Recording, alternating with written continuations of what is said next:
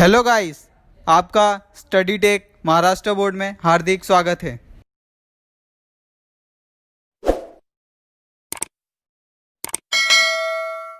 आज हम बेटा मी एक तो आहे का स्वाध्याय करने वाले हैं।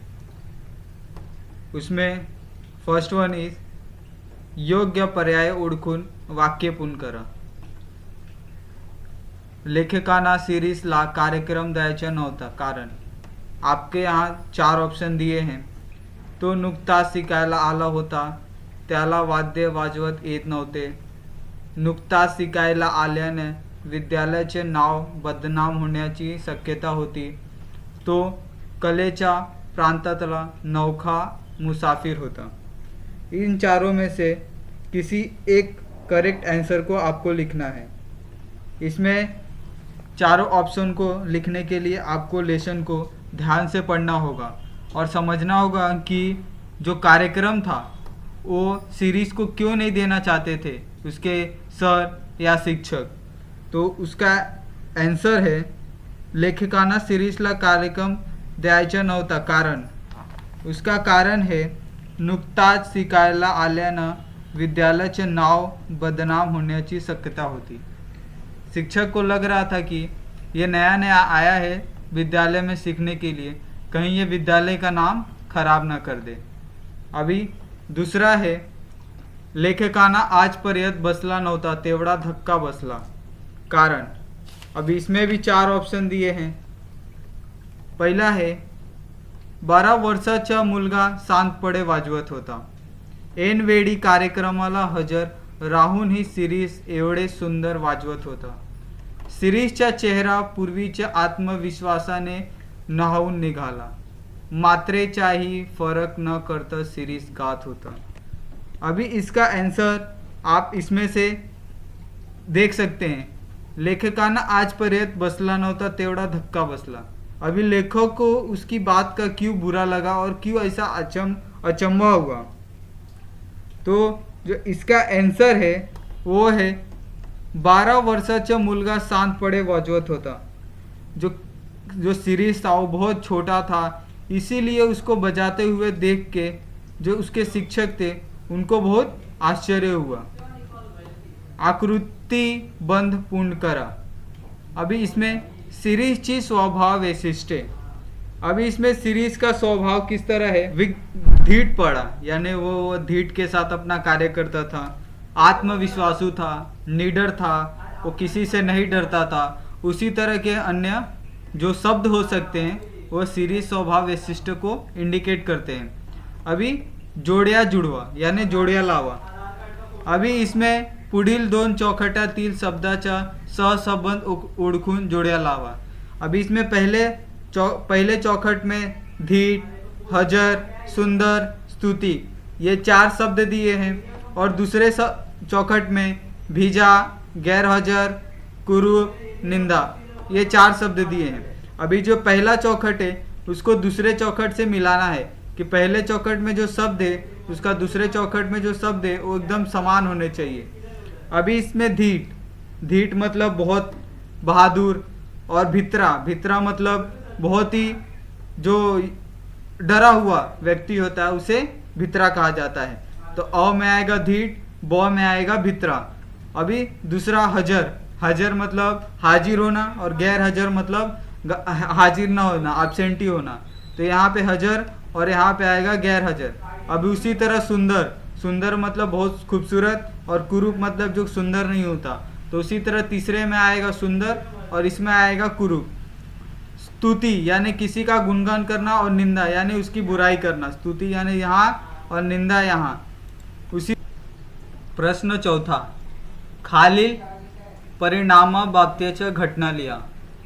अभी इसमें 2 परिणाम दिए हैं और वो घटना कब घटी थी इसके बारे में लिखना है। जैसे वडिलांच्या चेहऱ्यावर तृप्तीचे समाधान झाले।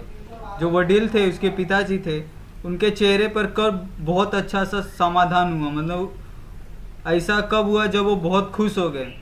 और जब वो सीरीज अच्छा गाना बजाता है उसे देख शायद वो खुश हो जाते हैं। आपको लेसन से पढ़ के उस घटना के बारे में लिखना है।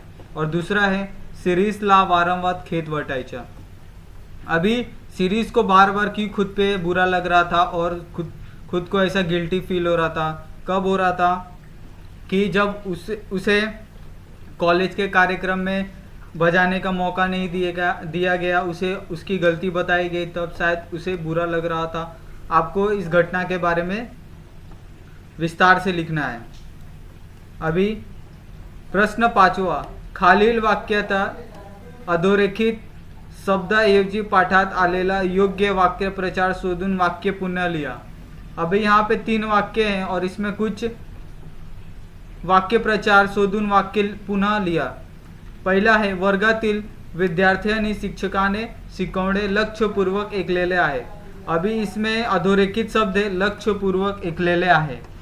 अभी इसका अर्थ हो सकता है जीवाचे कान करून ऐकले पाहिजे, मतलब एकदम लक्षपूर्वक, मतलब जीवाचे कान यानी बहुत ध्यान से मन लगाकर ऐकले पाहिजे, मतलब ध्यान लगाकर वो सुन रहा था। आपल्या शाळेचे नाव वाईट होऊ नये म्हणून प्रत्येक विद्यार्थ्याने काळजी घ्यावी हवी। यहाँ पे अधोरेखित शब्द है वाईट होऊ नये। वाईट होऊ नये मतलब अपने विद्यालय का नाव खराब नहीं होना चाहिए, तो वहाँ पे आएगा आपले शाळेचे नाव खराब होऊ नये, खराब होऊ नये म्हणून प्रत्येक विद्यार्थ्याने काळजी घ्यायला हवी। और तीसरा है, उत्तम वादनाने लेखकाचे सिरीज बाबतचे मत चांगले झाले। अभी इसमें अधोरेखित शब्द है मत चांगले झाले, जो उसका विचार था, जो वो सोच रहा था, वो उसका जो मत था वो अच्छा हुआ। तो इसमें आ सकता है ग्रह चांगला झाला, मतलब उसके प्रति जो सोच थी वो अच्छी हो गई। अभी प्रश्न 6वां, खालील शब्द व त्यांचे अर्थ त्यांच्या जोड्या लावा। अभी यहाँ पे अ गट में कुछ शब्द दिए जैसे कोलाहल, तवेवाइक, मुसाफिर, उद्युक्त, और ब गट में दिए हैं प्रवासी, विचित्र, प्रेरित, गोंधड़। अभी इसमें कोलाहल का क्या अर्थ हो सकता है? कोलाहल मतलब आवाज़ और गोंधड़ मतलब शांत। और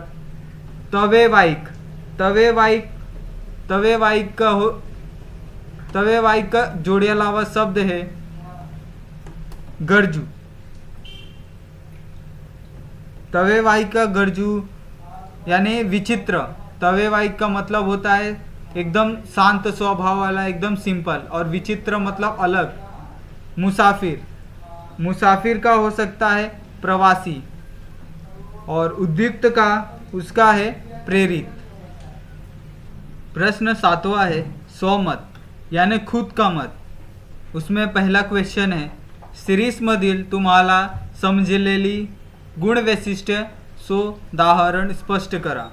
जो सीरीज में जो गुण था, जो उसके बारे में जो अच्छी चीज़ें थी, उसके बारे में आपको पाठ के आधार पर आपको स्पष्ट लिखना है।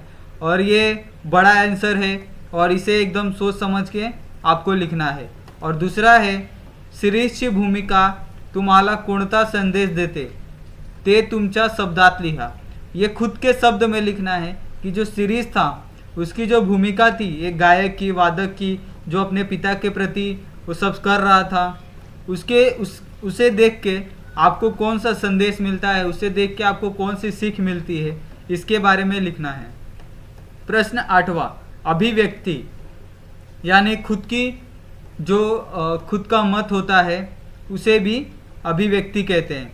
उसमें पहला है, पाठातील तुम्हाला सर्वात आवडलेला प्रसंग सांगून तो सकारण स्पष्ट लिया।